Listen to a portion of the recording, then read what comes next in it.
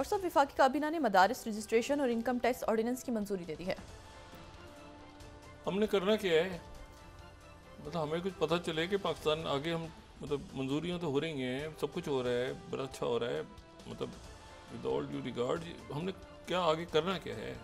मतलब आगे कुछ हमने करना है, कोई स्ट्रेटजी बनानी है हमने, आगे दुनिया के हालात देखें, बहरान पैदा हो रहे हैं, रीजन के टर्मोइल हैं, इंटरनल, मतलब एक जो है ना वो ये बयानात से और इससे तो निकल के आगे अमली इकदाम करने का वक्त है ना, इस वक्त प्रैक्टिकली हम जो है वो इस टर्मोइल से निकलें खुद और अपने आप को निकालें। जो मैं कह रहा हूँ कि हम तकरीबन हम उसके शायद कुछ अर्से पहले हमें कर लेने चाहिए थे, बहुत से मामला ठीक, और हम डिले हो रही है जिसके नतीजे में जो रीजनल लाइन देखिए ब्रिक्स में नए मुल्क शामिल हो रहे हैं, चाइना ईरान के साथ किस तरह से कहाँ तक जाता है, कहाँ तक नहीं जाता,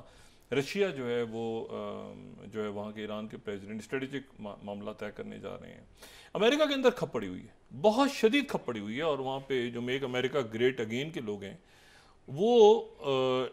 इंडियंस को नहीं लाना चाह रहे दरमियान में, और वो इंडियंस को ज़्यादा, और जो इमिग्रेंट्स हैं मजमूई तौर पे, लेकिन ज़ाहिर है बड़ी तादाद में वहाँ पे इंडिया के लोग हैं। अब इलॉन मस्क जो हैं और विवेक रामास्वामी उनकी हमायत में आ गए हैं, लेकिन ये है कि वहाँ पर एक शोर शराबा बहुत ज़्यादा है कि भाई ये जो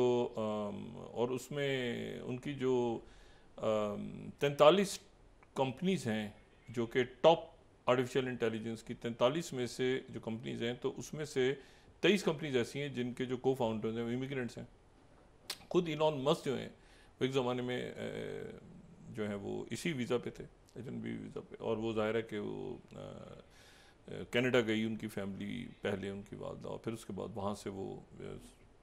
साउथ अफ्रीका से वहाँ गए, वहाँ से इस वीज़ा पे, फिर बाद तो वही कहते हैं कि जी अमेरिका में जो स्किल्ड लेबर्स हैं, स्किल्ड लेबर है, और यहाँ पर जो ऐसे लोग जो बहुत ज़्यादा काम कर सकें उनकी तादाद ज़रा कम है, तो हमें बाहर से लोग लेने चाहिए। इस पे वो मेक अमेरिका ग्रेट अगेन वाले लोग खड़े हो गए, उन्होंने कहा एक मिनट हट जाएं, अब ये कैसे आपको बाहर से, आपने कहा हम निकम्मे हैं, हमें कुछ आता नहीं है करना, हमें कुछ, वो खड़े हो गए सारे, तो एक फटा पड़ा हुआ है, पेचा पड़ा हुआ है वहाँ पे। तो इलॉन मस्क अब इससे कैसे निकलते हैं, क्योंकि ये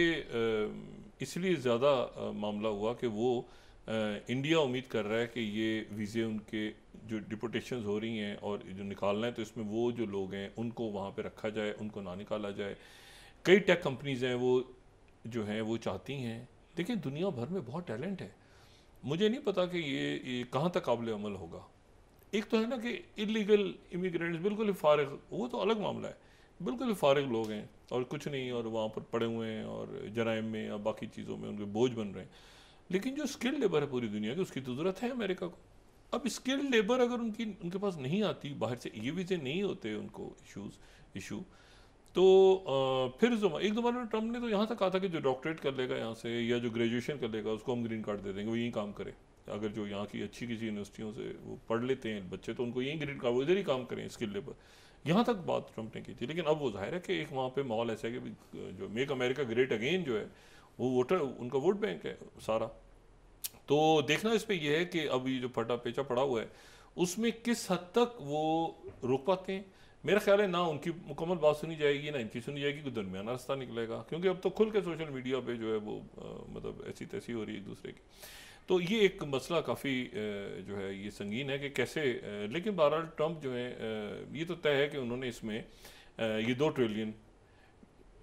अगर ये नहीं भी होता ना ऊपर नीचे ये मामला वीज़ों का, उसके बावजूद वो $2 ट्रिलियन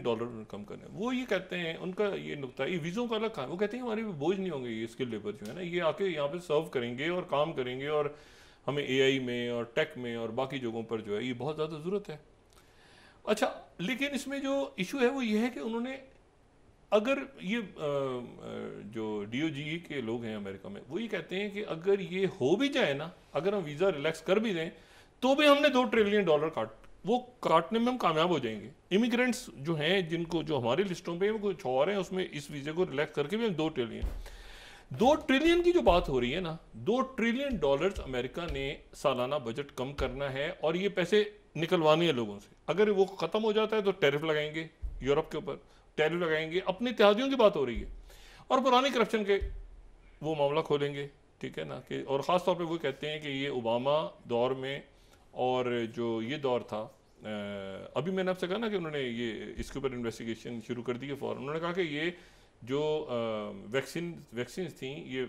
तो दरमियान में चला गया, उसके बाद जो वैक्सीन कंटिन्यू होती रही तो ये डाटा सारा का डाटा जो है ये मुझसे पहले ख़राब किया गया था, मेरे बाद ख़राब हुआ, एड गई, और ये जो यहाँ पे लॉबिंग फर्म्स हायर हुई, मेरे अगेंस्ट लॉबिंग फर्म्स हायर हुई, मेरे अगेंस्ट सारा पैसा, तो सारा पैसा जो पाक पैसा है ख़ास तौर पे। अच्छा, इसमें एक और बात बड़ी इंपॉर्टेंट है, ये जहन में रखें कि ट्रम्प दौर में पैनामा स्कैंडल आया था। ट्रम्प दौर में पैनामा स्कैंडल आया था और उसमें यह था कि दुनिया भर से वो पूरा जो एनालिटिक्स, मैं नाम भूल गया उसको, एक एनालिटिक्स कंपनी का भी डाटा निकला था बरतानिया से, और ये सारा। तो इस बार उनका इरादा ये है कि इस किस्म के बहुत ज़्यादा मुल्क, कि भाई जहाँ पर आपके लोगों को हम, आपके मुल्क शो करते हैं कि जी हमारे पास तो पैसा नहीं है, हम क्या करें, हमें मदद दें, हमें मदद दें, तो उन मुल्कों का बाहर कितना पाक पैसा है जो इलीगल है, अच्छा वो उसकी तरफ आएंगे कमिंग डेज में कि ये पैसा कैसे गया, ये पैसा कैसे गया। और ख़ास तौर पे जो तरक्की पजीर मुल्क हैं और जो तरक्की याफ्ता मुल्क भी उनके इत्तेहाद नहीं है, उनसे भी वो किसी और अंदाज में, यानी मिसाल मशरक़ वस्ता के कई मुल्कों से किसी और अंदाज में डील करेंगे, वो भाई हमें पैसा चाहिए और ये तो बड़े अच्छे हैं, तो कॉन्ट्रैक्ट साइन कर रहे हैं, तो वो अपने लिहाज से अलाइन कर रहे हैं कि कहाँ तक पैसे लेने हैं, कहाँ तक चाइना आगे पीछे दाएँ बाएँ रशिया, वो मुल्क जो हैं वो प्रेशर ले सकते हैं।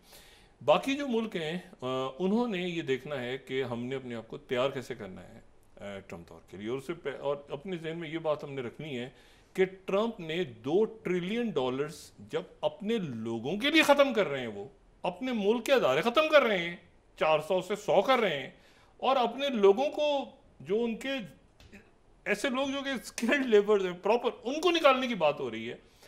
किसी ने PhD कोई किसी टेक कंपनी का CEO रहा है, किसी को नहीं, प्रॉपर जिसको कहना है कि यानी best of the best minds दुनिया के, वो उनको निकालने की अगर बात हो रही है, तो फिर वो लोग जो मतलब उनके पास ये मामला है कि हमने लोगों से पूछना है कि भाई ये USAID कहाँ गई, ये कैसे हुआ। मिसाल के तौर पे किसी मुल्क के अगर वो इलेक्शन को उन्होंने पैसा दिया है, वो सपोर्ट करते हैं किसी मुल्क के इलेक्शन को, और उस मुल्क से पूछते हैं कि यार ऐसा है कि ज़रा हमें एक छोटी सी PDF में एक फाइल बना के जरा भेज दो ना यहाँ से, क्या हुआ इलेक्शन का रिजल्ट क्या था, तो वहाँ से क्या रिजल्ट जाएगा, क्या रिजल्ट जाएगा कि जी ये 47 था नहीं, 45 था नहीं, चैलेंज था नहीं, ये हुआ। उन्होंने कहा 1 मिनट ज़रा क्या हुआ, व्हाट, क्या वो जी ट्रिब्यूनल बन रहे थे, तो ये, तो इसको मुल्कों ने जल्दी तय करना है, क्योंकि आपसे पूछा जाएगा ना भाई कि 1 मिनट हट जाए, कितना अर्सा हो गया, इतना अर्सा हो गया, अच्छा कैसे हुआ था, क्या हुआ था, क्या। तो ये अंदर के जो रौले हैं ना, ये निपटाने हैं हमने पहले, इससे पहले कि वो जो है वो इश्यूज बाहर से आए, जो भी हमने करना है। हम, ये हमारा इंटरनल मामला है, हमारे इंटरनल मामला है। बात बिल्कुल सही है कि बाहर से मुदाखलत नहीं होनी चाहिए, लेकिन हम अपने इंटरनल मामला को ठीक करेंगे तो बात आगे बढ़ेगी ना।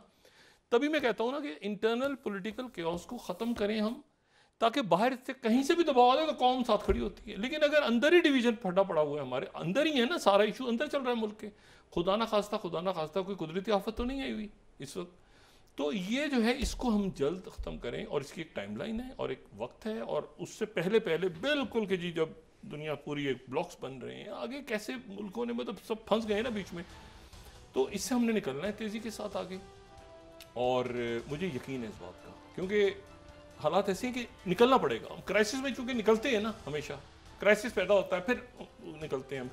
मतलब है कि टीम भी हमारी प्रेशर में अक्सर खेलती है, कभी कभी तो आजकल तो खैर नहीं खेलती, लेकिन एक ज़माने में प्रेशर में अच्छा खेला करती थी टीमें। तो इससे तो हम निकल जाएंगे, वैसे तो हम इंशाल्लाह से निकलेंगे, लेकिन एक इंटरनल केओस हमें जल्द से जल्द ख़त्म करना होगा, क्योंकि दुनिया का जो प्रेशर है और हर तरफ से दाएं बाएं आगे पीछे, और ये वो क्योंकि उसके और कई सोशल अनरेस्ट जो मुल्क के अंदर पैदा हो रहे हैं, फिर ऐसे हालात में अगर केओस होना तो फिर उसमें थर्ड फोर्सेस बाकी लोग, फिर उनको भी मौका मिलता है कि इसको तीली लगा के और ख़राब करें। तो इससे पहले कि मामलात मज़ीद बिगड़ें उलझें, तो इसको हमने ठीक करना है और जल्द ठीक करना है, और मुझे यकीन है कि हो जाएगा। ये आपस में सब जब बैठेंगे हमारे काबरीन और जो भी हैं, तो